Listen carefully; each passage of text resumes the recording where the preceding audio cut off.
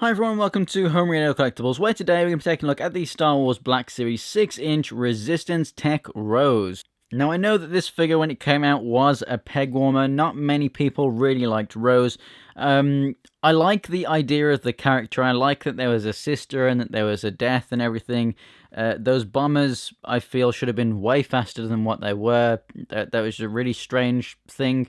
Like, in that circumstance, you would fire a cannon at a Star Destroyer. You wouldn't try and fly a bomber over to it, but whatever. I really do hate The Last Jedi. The character, I really like. What they did with the character, I dislike everything. Like, every scene with the character in, I think, was just absolutely ridiculous. But I like the character, and I like the actress and everything, and I think that they could have just done so much better. Just please, someone just redo the movie instead of us giving episode 9. Can we just go back and just get a new episode 8? Anyway, on the back here it says, part of the support crew that keeps the Resistance starfighters flying, Rose has hated the First Order since she was a child.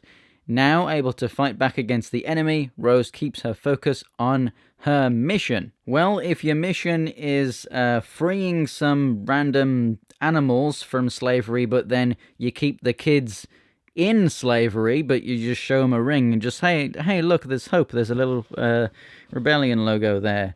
As opposed to freeing them, then sure, she completed that mission very valiantly. Anyway, that's enough about how I hate everything about it in The Last Jedi. Let's go ahead and look at the figure. And here's Rose out of the packaging. This figure stands 5.5 inches tall and actually looks really, really good. It definitely does look like the actress, and the gun there you can see is painted beautifully. You have an amazing kind of golden wash over that black gun there. It just looks incredible. That is really, really unexpected and fantastic for this figure. And also, I didn't actually expect the ring to be on there. Now, obviously, it just is the black ring. They haven't put the Rebellion logo on there, so it's like it is when it's closed. That's to be expected. I mean, if you were going to try and paint a Rebellion logo on that, that would be crazy. If they did that, that would have been incredible. The sheer fact that that's there is pretty awesome. We have the detonator down here on the belt, and it does actually securely fasten to the belt there, which is nice, so it's not going to fall off during play too often. Has a decent amount of detail on there as well, and doesn't look too bad when it's off the figure. If you do move it around, as you can see, it does get touched by that, and eventually it will pop it off, but for the most part it has good clearance and will stay on just fine. The head sculpt of Rose, I mean, that looks just like the actress. It could do with some nice washes and stuff on the face to get an accurate skin tone and to really make it look a lot more accurate, but just in terms of the molding, it looks really good, and with the paint that they have put on there, it's very simple, but it does look good. The hair is a nice design. We do have a bit of blue paint on the hair right there. That can just be scratched off. The hood here, and in general, just the entire uniform, it does look really good with all those wrinkles and everything. And then we have a wash in there as well to make it look a bit dirtier and used.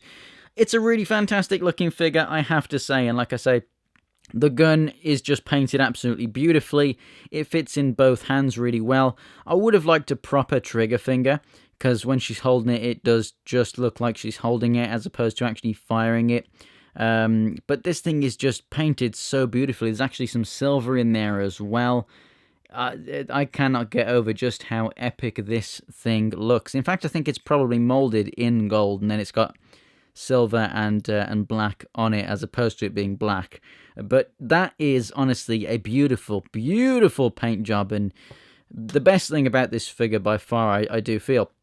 In terms of the articulation for this figure, the head does look up and down, left and right just fine. Shoulders come out to the side and rotate all the way around. You've got the single hinge and rotation at the elbow, and then the same thing at the wrist here. So that goes in and out, and Yep, so they both go in and out.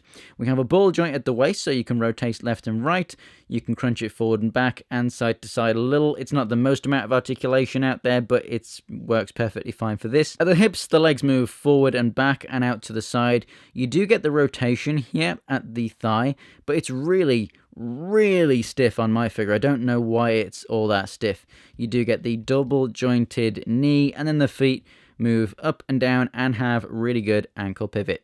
So overall, whilst the character may have disappointed a lot of fans and the plot points and kind of wasted scenes on Count O'Bright and everything, I definitely do think that the figure looks amazing, and I really do hope that they kind of redeem the character and everything in the next movie. But anyway, I definitely do recommend the figure if you are into the character. And this was nice and cheap, and that was why I picked it up, and it's just nice to have one. It is a main character after all, so it's nice to have it anyway. So thanks for watching, guys. If you enjoyed the video, go ahead and give it a like, and if you want to see more from me, there's some videos on the screen right now, and there's links to my social media in the description below. If you want to see more Star Wars Black Series videos, go ahead and subscribe. Thanks for watching, guys, and I'll see you next time.